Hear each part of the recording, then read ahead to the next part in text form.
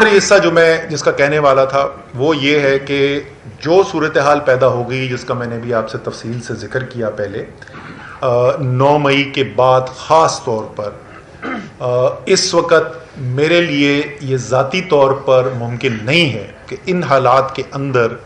قیادت کی جو ذمہ داریاں ہوتی ہیں وہ میں نبھا سکوں، وہ میرے لیے ممکن نہیں ہے. اس لیے میں سیکرٹری جنرل تحریک انصاف کی جو ذمہ داری ہے اور کور کمیٹی کی ممبرشپ اس سے میں مستعفی ہوں گا. جو میرے خیالات ہیں، ایک یہ وجہ بھی ہے کہ میں کھل کر بات کرنا چاہتا ہوں کہ کیا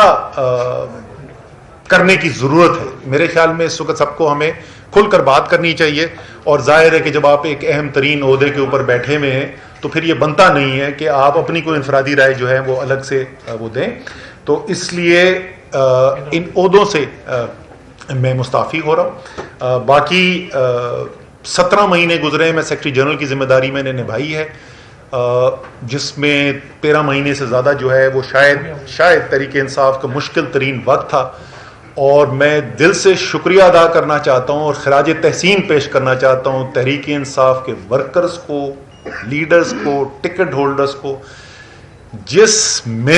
جس طریقے سے میں نے ان کو محنت کرتے دیکھا ہے، جس دلیری سے، جس حب الوطنی سے میں نے ان کو کام کرتے دیکھا ہے، میں بحیثیت جو میری ذمہ داری تھی سیکرٹری جنرل، میں ان سب کا جیسے میں نے کہا میں دل سے شکریہ بھی ادا کرنا چاہتا ہوں اور میں خراج تحسین بھی پیش کرنا چاہتا ہوں. میرے خیال میں یہ ورکر جو ہیں، تحریک انصاف کے کارکنان جو ہیں، یہ محب وطن پاکستانی جو ہیں، یہ پاکستان کا ایک بہت بڑا اثاثہ ہیں. اور ایک دفعہ پھر آخر میں یہ مطالبہ کروں گا کہ ان میں سے بہت سارے اس وقت بے گناہ لوگ جنہوں نے کوئی غلط کام نہیں کیا ہے اس وقت اسیر ہیں، اور ان کو فی الفور ان کی رہائی ہونی چاہیے. میرے خیال میں کیا کرنے کی ضرورت ہے پاکستان کو اس بحران سے نکالنے کے لیے، اور آخری جو ہے وہ میرا لائحہ عمل آگے کیا ہے، وہ میں یہ 4 چیزیں آپ کے ساتھ کور کروں گا. سب سے پہلے تو جی 9 مئی کو شروع کرتے ہیں. 9 مئی کے دن جو واقعات ہوئے اس کی مذمت جو ہے وہ تقریباً تمام لوگ کر چکے ہیں، لیکن میں ذرا سے تفصیل میں جان چاہتا ہوں کہ کیوں وہ واقعات جو تھے 9 مئی کے جو واقعات تھے وہ کیوں ملک کے لیے خطرناک تھے. جو اس دن ہوا،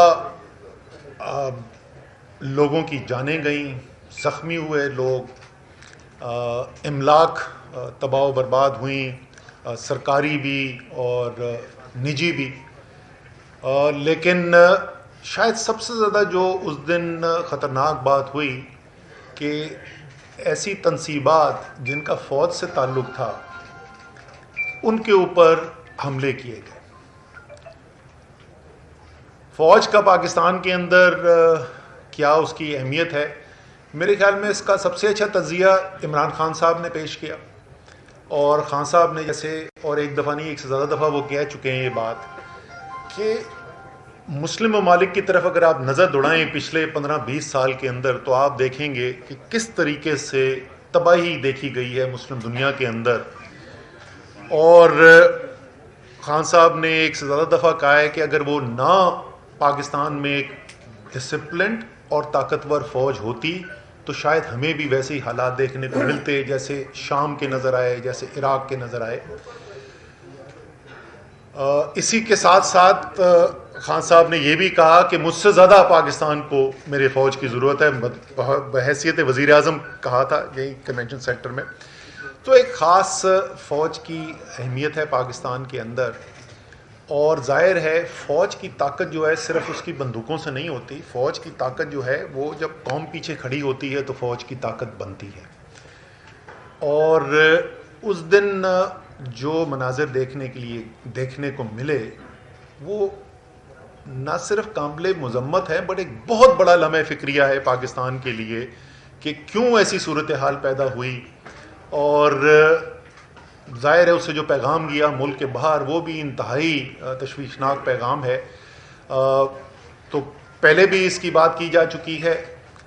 میرے خیال میں ایک شفاف تحقیقات ہونی چاہیے جس کے اوپر قوم کو اعتماد بھی ہو کہ جو تحقیقات کی جا رہی ہیں واقعی میں جو ذمہ داران ہیں جو ملوث تھے اس کے اندر ان کے اوپر بھرپور طریقے سے ایکشن ہونا چاہیے، لیکن ساتھ ساتھ یہ بھی ہونا چاہیے کہ جو بے گناہ ہیں، کیونکہ اس وقت ہزاروں لوگ جو ہیں وہ جتنی میرے پاس نالج ہے، میں تو جیسے میں نے کہا میں 15 دن کی قید تنہائی سے آ رہا ہوں، لیکن جو میں نے سنا ہے اس وقت ہزاروں کارکن جو ہیں وہ لوگ زیر حراست ہیں، اور ظاہر ہے ان میں سے ایک بہت بڑی تعداد ایسے لوگوں کی ہے، شاید تقریباً تمام لوگ ایسے ہوں گے، بہت کم ایسے ہوں گے جو ملوث ہوں، اور زیادہ تر ایسے لوگ ہیں جو بے گناہ ہیں، تو ان کو چھوڑنا بھی جو ہے اور جلد سے جلد چھوڑنا جو ہے وہ بہت ضروری ہے۔ لیکن یہ تحقیقات ہونا، جو ملوث تھا اس کو سزا دینا، یہ انتہائی ضروری ہے۔ میرے لیے ذاتی طور پہ اس لیے بھی وہ اس دن کے مناظر ذرا زیادہ کیا کہنا چاہیے تشویشناک تھے، یا دل کو میرے زیادہ لگے، کیونکہ یہ میں پہلے بھی بات کر چکا ہوں، آپ مجھ سے آج کوئی ایسی بات نہیں سنیں گے جو آپ پہلے نہیں سن چکے ہیں، سوائے میرے خیال میں آخر میں تھوڑی سی میں بات کروں گا، باقی میرا تجزیہ جو ہے وہ کوئی بھی ایسی چیز نہیں ہے جو آپ پہلے نہیں سن چکے۔ مجھے یاد ہے میں نے 2017 میں نیشنل اسمبلی کے اندر، قومی اسمبلی میں کھڑے ہو کے تقریر کی تھی، جس میں میں نے 10 نام لیے تھے، اور میں نے کہا یہ نام کون ہے، آپ نے شاید سنے میں نہ ہو، اور وہ 10 لوگوں کے نام تھے، 10 شہیدوں کے نام تھے جو اس سے پچھلے چند ہفتوں کے اندر شہید ہوئے تھے، اور جیسا میں نے اس دن کہا تھا اور آج پھر کہہ رہا ہوں، آپ کا اور میرا دفاع کرتے ہوئے، تو فوج جو ہے وہ صرف ان 2-3 بڑے جرنیلوں کا نام نہیں ہوتا جن کے نام ٹیلی ویژن کے ٹاک شوز کے اندر لیے جاتے ہیں، جن کی پریس کانفرنسز کے اندر بات کی جاتی ہے۔ فوج لاکھوں لوگوں پر مشتمل ہے جو اپنی زندگی داؤ پہ لگاتے ہیں اپنے ملک کی حفاظت کے لیے، آپ کی اور میری حفاظت کے لیے، اور جیسے میں نے کہا میرے لیے ذاتی طور پہ اس لیے تکلیف دہ تھا، میرا 3 نسلوں سے فوج سے تعلق ہے، یہ بات بھی پہلے سے مشہور ہے، اور مجھے بڑا فخر ہے اس بات کا کہ کوئی 1965 کے بعد سے کہ جنگ سے لے کے اگر آپ وار اینڈ ٹیرر تک اٹھا کے دیکھ لیں، کوئی بھی ایسی صورتحال نہیں ہوئی جہاں میرے خاندان کا، میرے والد، میرے بھائی، میرے بھتیجے، وہ انہوں نے اپنی زندگی داؤ پہ نہ لگائی ہو ملک کے دفاع کے لیے۔ سو اس لیے جو بھی تعلق رکھتا ہے، جو بھی اہمیت کو سمجھتا ہے، اس سب کے لیے وہ تکلیف دہ مناظر تھے۔ تو ایک تو یہ 9 مئی کے بارے میں یہ ضرور اپنے کہنا چاہتا تھا، اور میرے خیال میں تقریباً تمام قوم کے ساتھ جو ہے یہی اظہار خیال کیا گیا ہے، تو یہ کوئی بڑی یونیک بات میں نے نہیں کی ہے۔ لیکن اس کے ساتھ ساتھ صرف 9 مئی نہیں ہے، ہماری قوم اس وقت کدھر کھڑی ہوئی ہے، کہاں پہ ہم ملک کو لے کر آ گئے ہیں۔ میں ملک کو دیکھ رہا تھا، تجزیہ کر رہا تھا، جیل میں بیٹھ کے ٹائم بہت ہوتا ہے سوچنے کا، تو میں نے کہا 5 بڑے سٹیک ہولڈرز ہیں اس وقت پاکستان کے اندر۔ پاکستان کی عدلیہ،